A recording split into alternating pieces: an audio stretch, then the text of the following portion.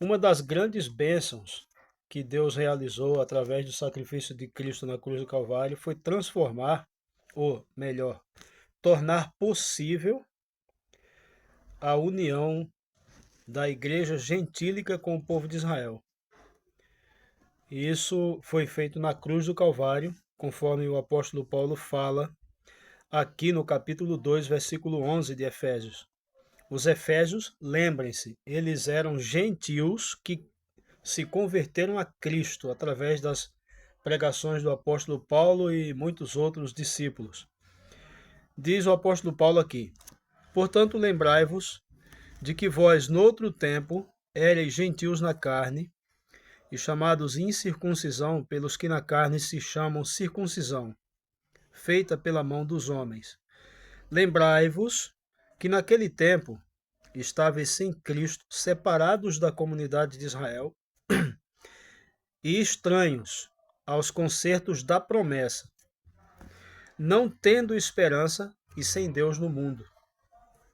Mas agora em Cristo Jesus, vós que estáveis longe, já pelo sangue de Cristo chegastes perto, porque ele é a nossa paz, o qual de ambos os povos, judeus e gentios, fez um, e derribando a parede de separação que estava no meio, na sua carne desfez a inimizade, isto é, a lei dos mandamentos, que consistia, mandamentos esses, a lei legalista, né? O legalismo religioso, que consistia em ordenanças, né?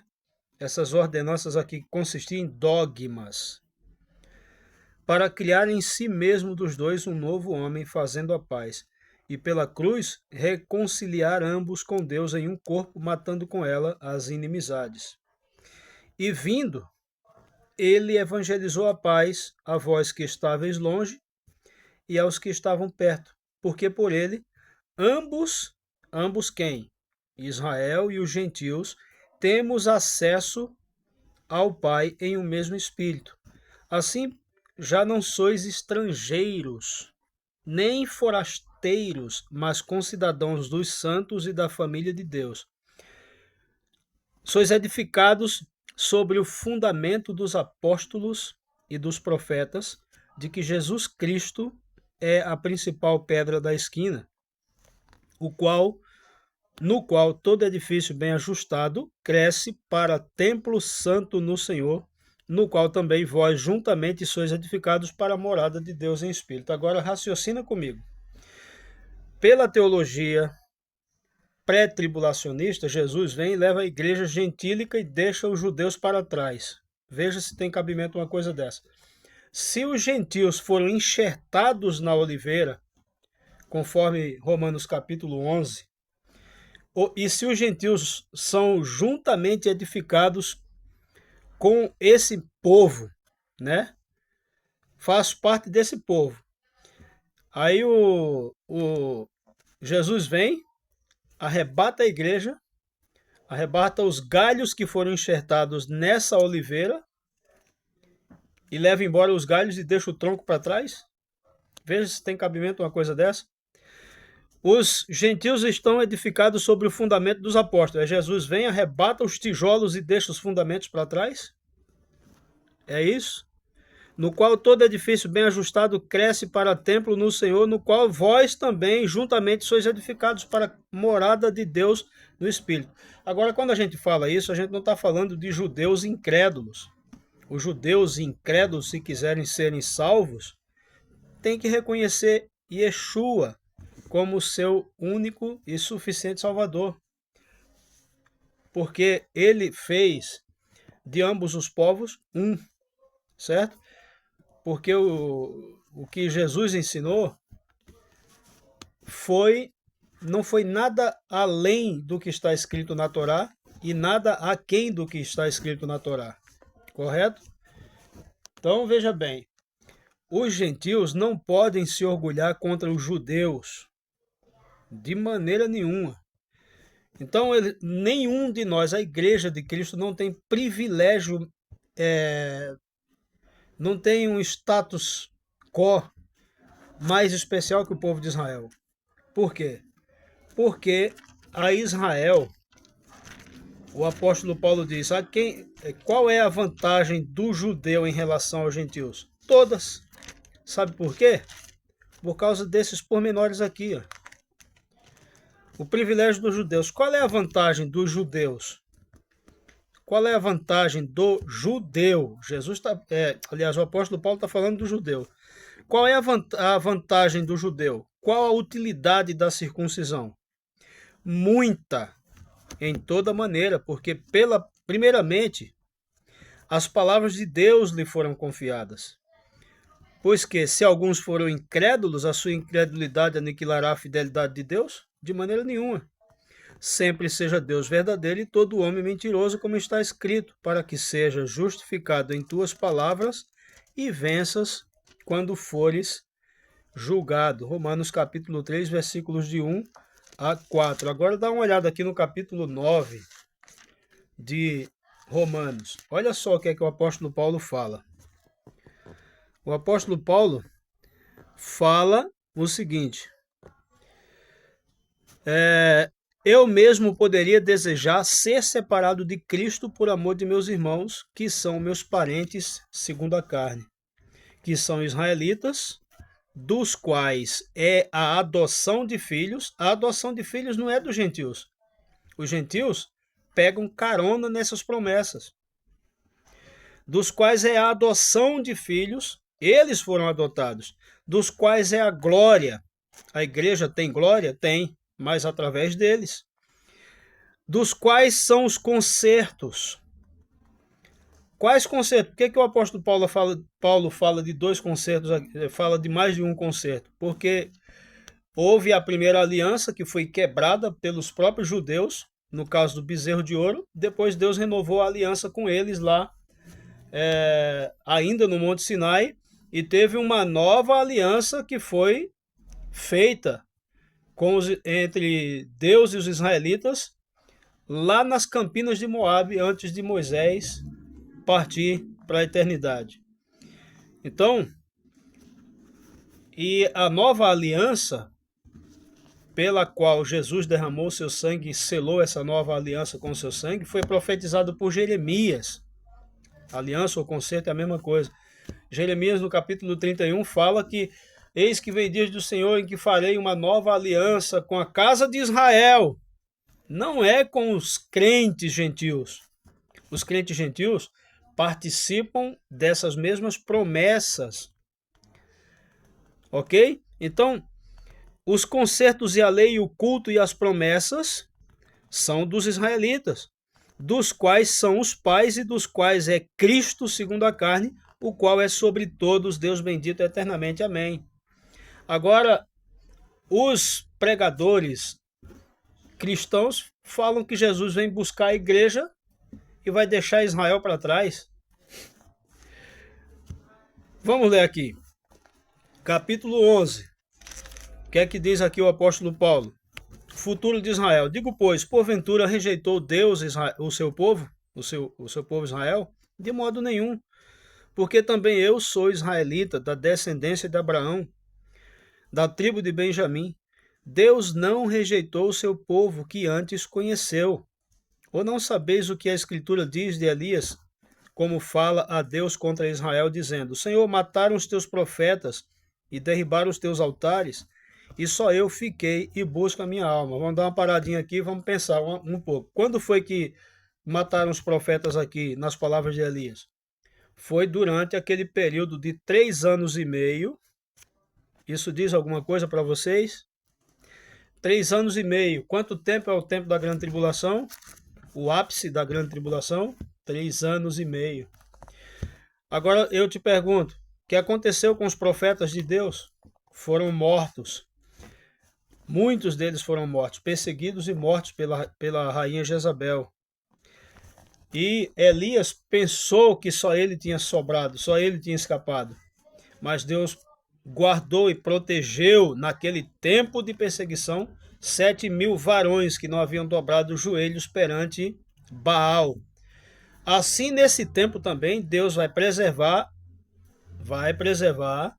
o seu povo. Muitos serão perseguidos e mortos, serão perseguidos e mortos na grande tribulação, mas outros serão guardados, serão protegidos. Deus é injusto? Não, porque Deus lida com cada um conforme o seu juízo, o juízo de Deus. Então Deus sabe quem deve morrer, quem deve ser poupado. Ok? Então, na minha opinião, essa questão do arrebatamento pré-tribulacionista, esse pensamento, esse desejo que muitos têm de ser arrebatado antes da grande tribulação, é um desejo escapista. Tem medo, né? Sabe por que tem medo? Porque não opera pelo verdadeiro amor. A Bíblia fala que o verdadeiro amor lança fora o medo. O amor por quem? Por Deus. Porque se você ama de fato a Deus, se eu amo de fato a Deus, eu não tenho medo de morrer por causa da verdade. Eu não terei medo de morrer. E ponha na sua cabeça uma coisa: se você tiver medo, você vai morrer. E se você não tiver medo, você vai morrer. De qualquer jeito, você vai morrer. Então, se é para morrer de graça, é melhor morrer por uma causa. Como disse o Rambo, né? O Rambo, no filme Rambo 5, ele fala que se você vive inutilmente, e se a sua morte é inútil, se você não morre por uma causa, a sua vida é inútil, é isso que ele fala, né? Então você tem que morrer por uma causa. Não morra de graça jamais. Mas veja bem, Senhor, mataram os teus profetas e derribaram os teus altares, e só eu fiquei, e buscam a minha alma. Mas que lhe diz a resposta divina? Reservei para mim 7.000 varões que não dobraram os joelhos diante de Baal. Assim, pois, agora nesse tempo presente, nesse tempo, ficou um resto segundo a eleição da graça. Segundo a eleição da graça. Não é segundo a eleição... segundo a eleição humana, né? Segundo os critérios humanos. É segundo a eleição da graça. Mas se é por graça, já não é pelas obras. De outra maneira, a graça já não é graça. Pois que o que Israel buscava não alcançou, mas os eleitos, esses eleitos aqui dentro do povo de Israel, o alcançaram. E os outros foram endurecidos. Como está escrito, Deus lhes deu um espírito de profundo sono, olhos para não verem e ouvidos para não ouvirem até o dia de hoje. Mas deu para quem? Para os incrédulos. Não foi para toda a casa de Israel, mas para aqueles que não quiseram acreditar, que não quiseram crer, que não aceitaram a mensagem do Evangelho. E Davi diz: torne-se-lhes a sua mesa em laço e em armadilha e em tropeço por sua retribuição. Escureçam-se-lhes os olhos para não verem e encurvem-se-lhes continuamente as costas. Digo, pois, porventura tropeçaram para que caíssem? De modo nenhum, mas pela sua queda veio a salvação aos gentios. Quem são gentios? Nós que não somos judeus. Veio salvação aos gentios para os incitar à emulação, ao ciúme. E se a sua queda é a riqueza do mundo, se a queda de Israel é a riqueza do mundo, e a sua diminuição a riqueza dos gentios, quanto mais a sua plenitude. Porque convosco falo, gentios, que enquanto for apóstolo dos gentios, glorificarei o meu ministério, para ver se de alguma forma posso incitar à emulação os da minha carne e salvar alguns deles. Porque se a sua rejeição é a reconciliação do mundo, qual seria a sua admissão, se não a vida dentre os mortos? Veja, Paulo diz que Deus não rejeitou o seu povo. Mas suponhamos que Deus tenha rejeitado o seu povo, e essa rejeição representa a reconciliação do mundo, qual será a sua admissão? É isso que ele está dizendo. Então, ele não está afirmando aqui no versículo 15 que Deus rejeitou, porque no começo ele fala que Deus não rejeitou. No versículo 15, aparentemente, ele fala que Deus rejeitou, não aparentemente. Mas ele está usando uma hipótese aqui. Se a sua rejeição, vamos supor que Deus tenha rejeitado o seu povo. Então, suponhamos que Deus tenha rejeitado o seu povo, e essa rejeição é a reconciliação do mundo. qual será a sua admissão, senão a vida dentre os mortos? E se as primícias são santas, também a massa o é. Se a raiz é santa, também os ramos o são. E se alguns dos ramos, está vendo que não foram todos os israelitas, foram alguns que foram quebrados, e se alguns dos ramos foram quebrados, e tu, sendo zambujeiro, oliveira brava, né? Foste enxertado em lugar deles e feito participante da raiz e da seiva, da oliveira, não te glories contra os ramos. É isso que está acontecendo com a igreja gentílica, principalmente entre os pentecostais. Eles se gloriam contra os ramos. Se gloriam.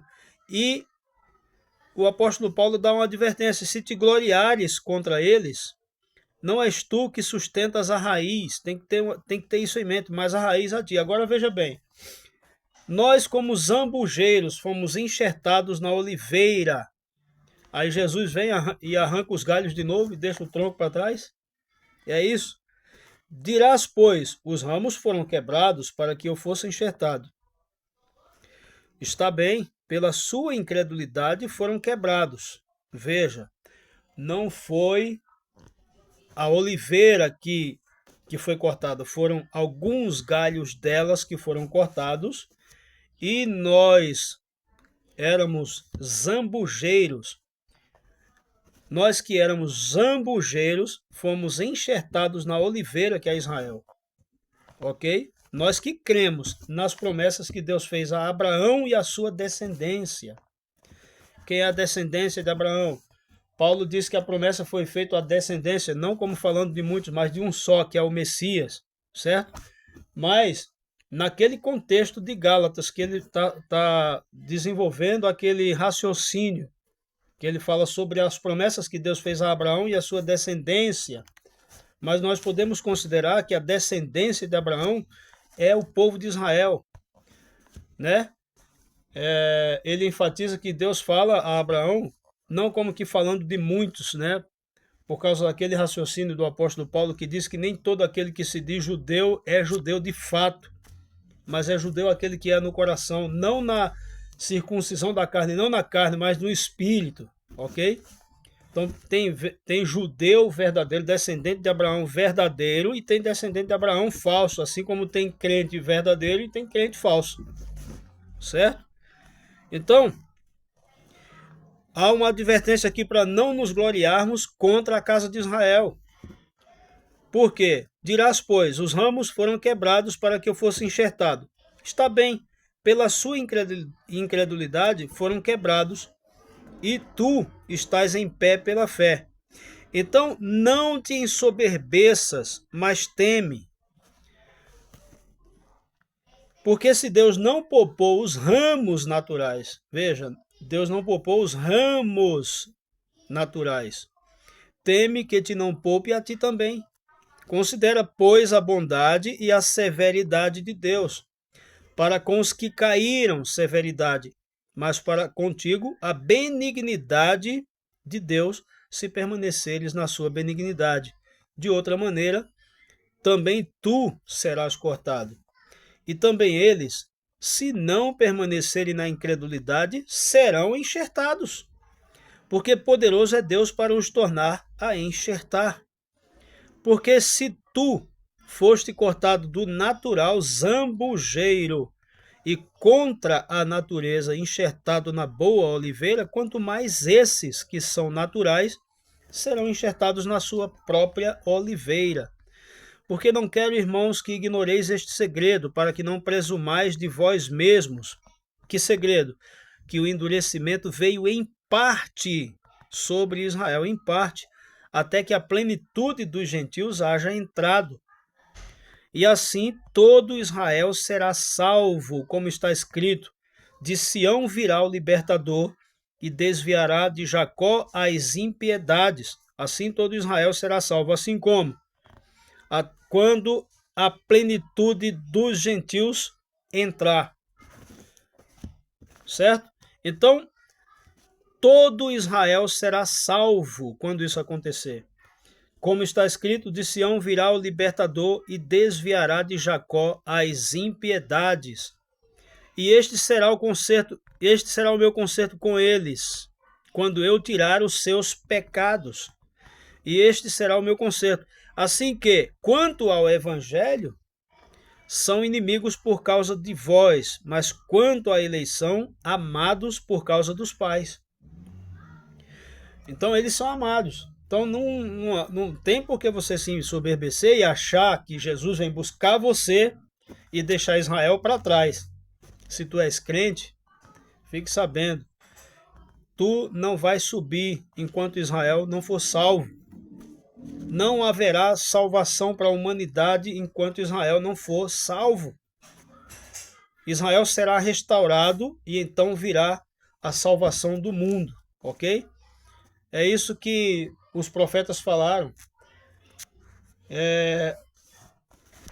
A restauração de Israel representa a restauração do mundo. A salvação de Israel é a salvação do mundo. É isso que o apóstolo Paulo está dizendo aqui. Ó.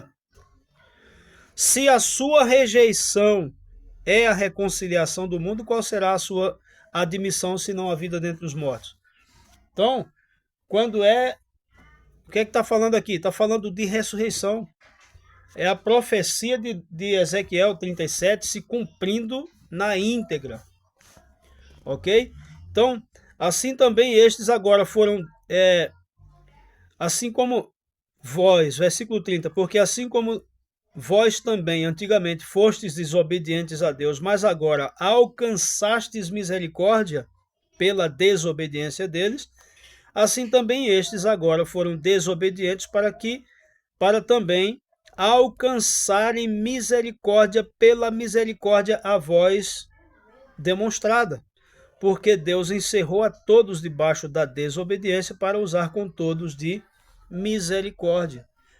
Não fica aí pensando, pré-tribulacionista, que você, sendo ramo dessa oliveira, vai ser arrebatado, vai ser cortado do tronco dessa oliveira e levado, e o tronco vai ficar para trás. Isso não existe. Ou ele leva a oliveira inteira ou não leva ninguém. Entende? Então, erram aqueles que sustentam a teologia do pré-tribulacionismo. A igreja sobe e Israel fica para trás para sofrer as consequências dos seus pecados. Olha aqui, ó. Deus encerrou a todos, judeus e gentios, debaixo da desobediência para usar com todos de misericórdia. Então não tem privilégio não, tá? E se você quiser saber quem tem privilégio aqui, são eles. Eu li aqui em Romanos capítulo 3 e li em Romanos capítulo 9, porque que diz: são israelitas, dos quais é a adoção de filhos, dos quais é a glória, dos quais são os concertos, dos quais é a lei, dos quais é o culto, e dos quais são as promessas, e dos quais são os pais. Quem são os pais aqui? Abraão, Isaac, Jacó, né? E dos quais é Cristo, segundo a carne, o qual é sobre todos, Deus bendito eternamente. Amém. Vá dormir com essa daí. Deus abençoe.